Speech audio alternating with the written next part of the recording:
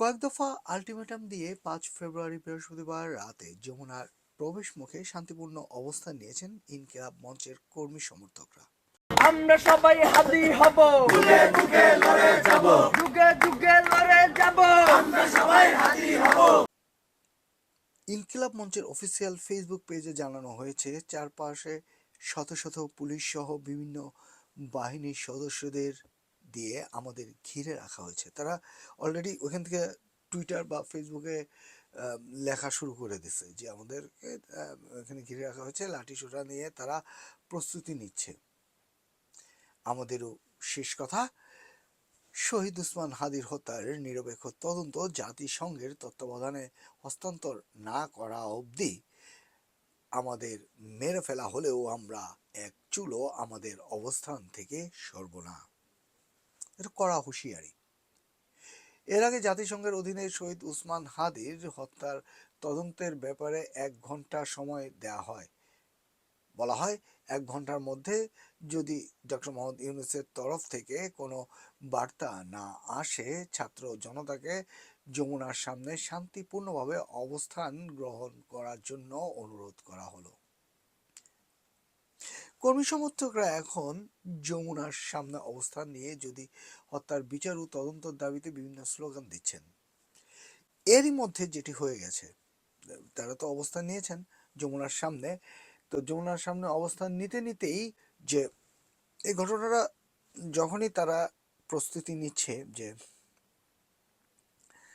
Ultimatum দিচ্ছে যে ১ ঘন্টার মধ্যে যে কোনো এরকম আমরা কোনো উত্তর না পাই, সদুত্তর না পাই, তাহলে আমরা এখানে অবস্থান নেব, শান্তিপূর্ণভাবে অবস্থান নেব এবং এখান থেকে আমি সরব না যমুনার সদর দপ্তরের অভিমুখে। তো এই সময় ওই সময়টাতেই জাতিসংঘের সহায়তা নেওয়ার কথা জানান প্রেস সচিব, যেটা তিনি বলেন যে সরকার ইতিমধ্যে সিদ্ধান্ত নিয়েছে সুযোগ পেলেই জাতিসংঘের মানবাধিকার বিষয়ক হাই কমিশনারের দফতরে, মানে হাই কমিশনারের দফতরকে এই ঘটনার তদন্তে প্রস্তাব দেওয়া হবে। জুলাই বিপ্লবের অন্যতম যোদ্ধা ও ইনকিলাব মঞ্চের মুখপাত্র শহীদ শরীফ উসমান হাদি হত্যাকাণ্ড তদন্তে জাতিসংঘের মানবাধিকার বিষয়ক হাই কমিশনারের দফতরের সহায়তা চাওয়ার সিদ্ধান্ত নিয়েছে অন্তর্বর্তী সরকার। এটি বলেছে অন্তর্বর্তী সরকারের প্রেস সচিব। হাদি হত্যাকাণ্ডের মানে আন্তর্জাতিক তদন্ত চাওয়া হবে কিনা এমন প্রশ্নের জবাবে প্রেস সচিব বলেন, সরকার ইতিমধ্যে সিদ্ধান্ত নিয়েছে যে সুযোগ পেলেই জাতিসংঘের মানবাধিকার বিষয়ক হাই কমিশনারের দফতরকে এই ঘটনার তদন্তের ভার দেওয়া, মানে প্রস্তাব দেওয়া হবে যাতে এই ঘটনাটি তদন্ত করেন। তিনি আরো বলেন, এই মামলার পূর্ণাঙ্গ বিচার নিশ্চিত করতে অন্তর্বর্তী সরকার প্রতিশ্রুতিবদ্ধ। তদন্ত কার্যক্রম প্রয়োজনীয় সব ধরনের সহযোগিতা দিতে সরকার প্রস্তুত থাকবে। তদন্তের সম্পূর্ণ দায় দায়িত্ব সরকার নিয়ে নিয়েছে। তার মানে হাদি হত্যাকাণ্ডের সুষ্ঠু একটি বিচার বাংলাদেশের মানুষ দেখতে পারবে। যদিও এদিক দিয়ে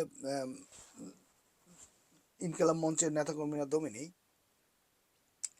দমে যায়নি, তারা বসে যে অপেক্ষা করতে না, তারা আলটিমেটাম দিয়েছে। আলটিমেটাম দেওয়ার পরেই সরকার পক্ষ থেকে এমন খবর এসেছে।